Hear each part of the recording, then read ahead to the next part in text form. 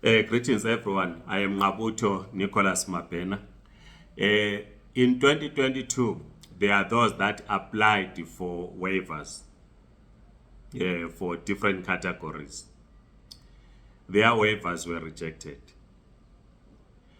Now, as the minister then announced that people should apply for waivers, and they said there is signing thousands of waivers, and that the applicants or applications have increased, those that are holders of ZEP. Now, the question that were being asked is what then should happen to those that their waivers were rejected?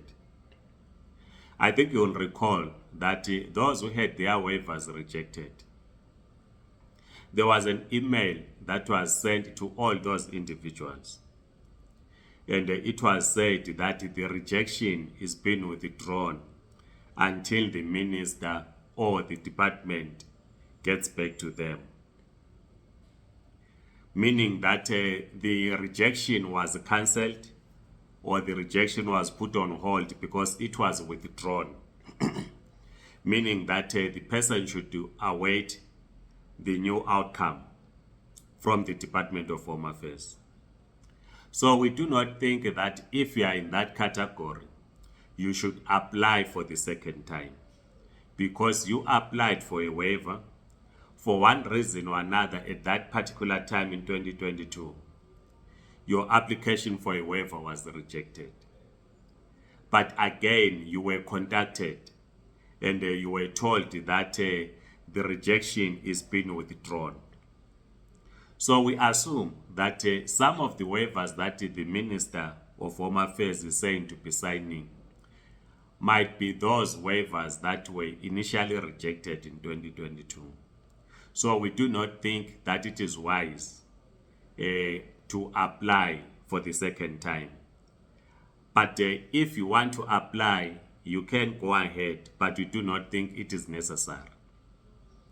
Then there are also those, you'll recall that we did record videos after the Department of Home Affairs, in fact, the Director General of Home Affairs, wrote twice to holders of Zimbabwe exemption permits. Firstly, he wrote explaining the circumstances under which they were no longer going to renew the Zimbabwe exemption permits. That was late in 2021. Then in early 2022, he also wrote to all holders of ZEP, encouraging them to write, and had said that those that are facing challenges should contact him. We then advised many people to write letters to the Department of Home Affairs, explaining their circumstances, why they do not think they do qualify. In our understanding, most of those letters or emails were not responded to. So we want to encourage those individuals that wrote those letters to the Department of Home Affairs to apply for the waivers. So it is easier that you apply for a waiver than waiting for a response, because the letter that you wrote, it was not a waiver application. You were merely responding to an email that was sent to you, explaining your circumstances and asking the Department of Home Affairs to assist you on how to move to another phase.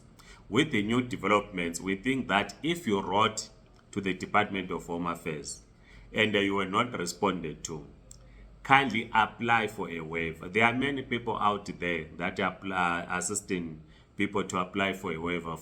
Personally, I'm not assisting anyone. So if you come to me to ask for the link, and the link, as I've said, you simply Google the website of the VFS. I'm not that computer literate to an extent that I can take you through the application process. So I'm not assisting anyone myself. But like I said, there are many people. I've realized that our spokesperson for the Zimbabwe community in South Africa, Comrade Bongani Mkwanazi, is also assisting people to apply for a waiver. our secretary for the Zimbabwe community, Comrade Tenji Westbanda, is also assisting people to apply for a waiver. I've seen quite a number of people that are advertising, asking you whether you pay them 100 Rand or 300 Rand. Remember, we said that there's nothing wrong. It is not a scam. If you are like me, like I'm saying, I'm not, what I know myself is to explain to you. But if you come to me, I will not be able to assist you to go through the process online. If you are like me, who is struggling to get online and then apply, get someone, whether you pay them 300, 400, but you ask people that please do not charge people so much money. I hear others are charging 800 rands. There's nothing wrong in someone saying, I will assist you at my own time using my own internet. You are going to make a contribution of 300 rands to apply. It's better to pay than you apply and then your application is in. It should not be a scam, but it becomes problematic when people go up to 800 and beyond. We call on those that are assisting to be considerate. And of course, there are many out there in churches, in political parties, in civic organizations that are assisting people for free, and their relatives also that are assisting, because most of the people that are applying and they have difficulties, I'm told that the date of entry and I think the date of departure, which I think if you put the date that you received your 2017 permit, that is ZEP, the date that it was issued, you put it as a date, I think it will go through. But if it doesn't, then you can ask others to assist you.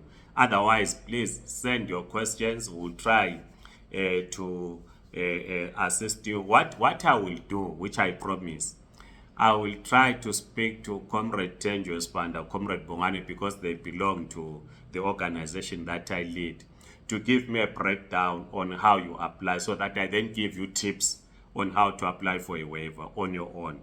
I hope they will not mind. Thank you so much. Please like this video, subscribe to this YouTube channel, and circulate this video. Otherwise, have a great day. Goodbye.